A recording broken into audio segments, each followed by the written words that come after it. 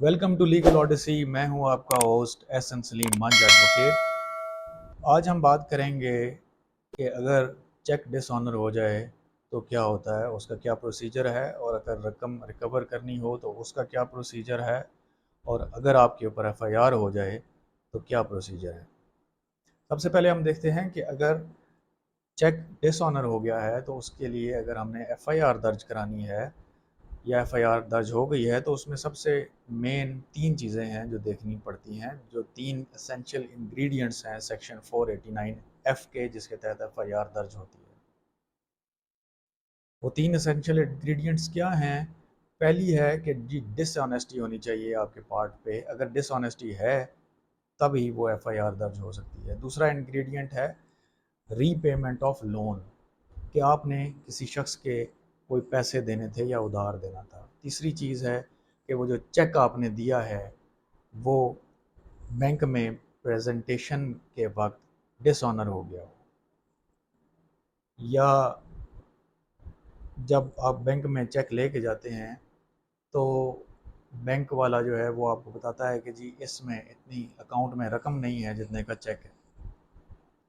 तो उस पर फिर क्या प्रोसीजर होता है? उस पर बैंकर जो होता है वो आपको एक चेक रिटर्न मेमो बना के देता है, जो आप थाने में लेके जाते हैं और चेक लेके जाते हैं कि जी इस बंदे ने मेरी इतनी रकम देनी थी, जो जिसके एवज़ इसने मुझे ये चेक दिया, और ये चेक रिटर्न मेमो है।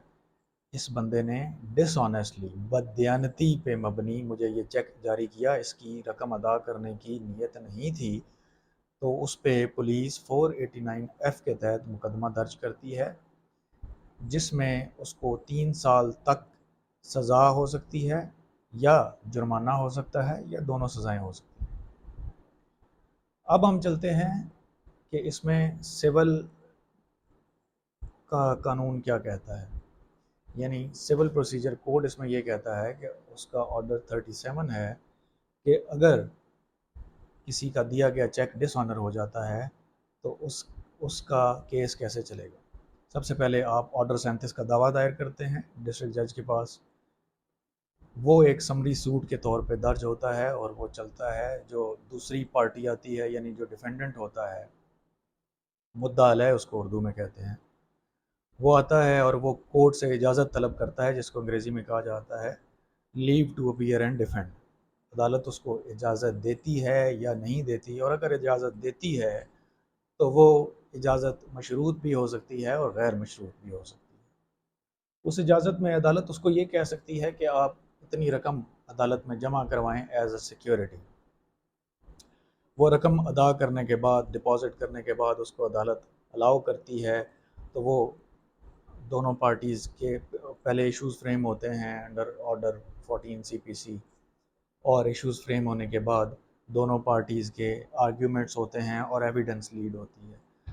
जब दोनों पार्टीज़ अपनी शहादत अदालत में जमा करा देती हैं, अपनी एविडेंस सबमिट कर देती हैं, तो उसके बाद वो ट्रायल आगे चलता है और कंक्लूजन की तरफ जाता है।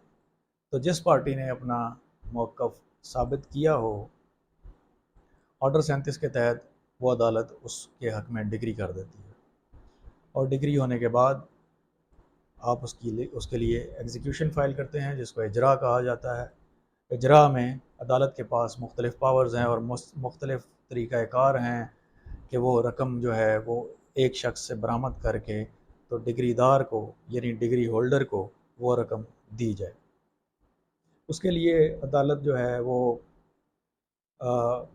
जो जिस शख्स ने पैसे देने थे या जो डिफेंडेंट था, उसका आईडी कार्ड भी ब्लॉक कर सकती है, और उसको पुलिस के ज़रिए उसके वारंट इशू करके तो उसको अदालत में बुलाया जा सकता है, और बहुत से अदालत के पास तरीक़ेकार होते हैं।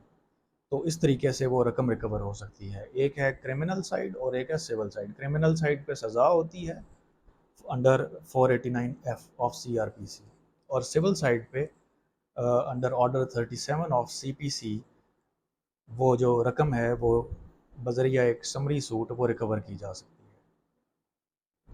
लेकिन اختتامی طور پہ میں آپ کو یہ کہوں گا ایز اے لیگل ایکسپرٹ کہ حت الوسع اوائڈ کرنا چاہیے اس طرح کی ٹرانزیکشنز کو، اور کسی کو اس طرح چیک دینے کو اوائڈ کرنا چاہیے، اور اسپیشلی اس وقت اوائڈ کرنا چاہیے جب آپ کو پتہ ہے کہ میں یہ رقم ادا نہیں کرنا چاہتا یا میرے اکاؤنٹ میں اتنی رقم موجود نہیں ہے۔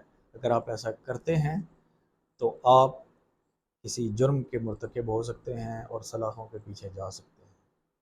دیکھنے کے لیے بہت شکریہ، چینل سبسکرائب ضرور کیجیے۔